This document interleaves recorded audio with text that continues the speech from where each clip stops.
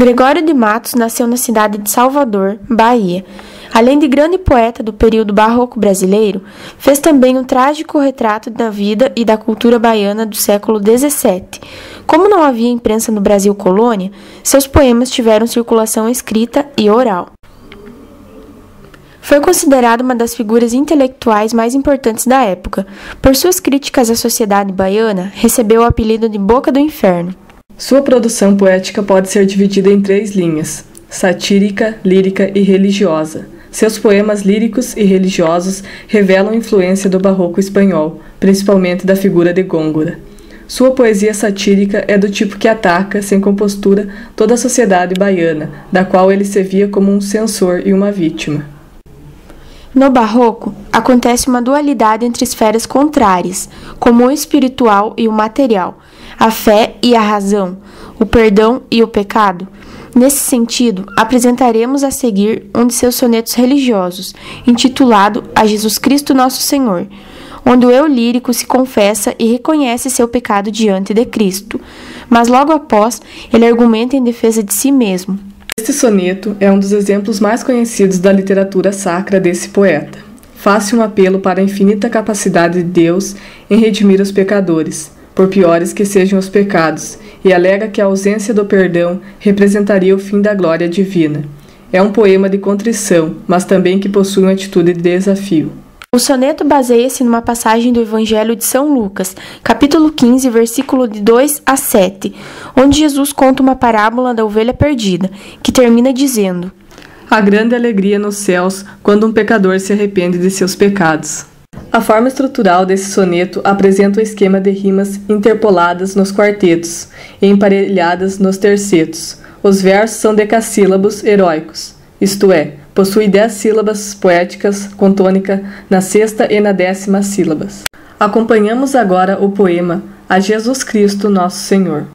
Pequei, Senhor, mas não porque pecado da vossa alta clemência me despido. Antes, quanto mais tenho delinquido, vos tenho a perdoar mais empenhado. Se basta vos irar tanto pecado, abrandar-vos sobeja um só gemido, que a mesma culpa que vos há ofendido, vos tem para o perdão lisonjeado. Se uma ovelha perdida e já cobrada, glória tal e prazer tão repentino vos deu, como afirmais na sacra história. Eu sou, Senhor, a ovelha desgarrada. Cobrai-a, e não queirais, pastor divino, perder na vossa ovelha a vossa glória. Primeiramente, observamos a métrica do poema, fazendo a divisão das sílabas no primeiro verso.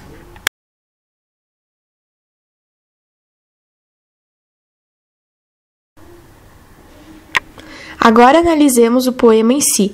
No primeiro verso, o eu lírico assume o pecado e diz que este pecado não é motivo de se despir da clemência divina. Em seguida, ele afirma que o fato dele ser pecador garante o perdão divino, pois no verso seguinte, o eu lírico diz que quanto mais pecado, mais empenho no perdão ele irá ter. No segundo verso, o eu lírico continua a pedir o perdão divino, dizendo que se o pecado já basta a irar, é suficiente somente um gemido que abrande. Também afirma que, através do arrependimento, há um empenho maior no perdão.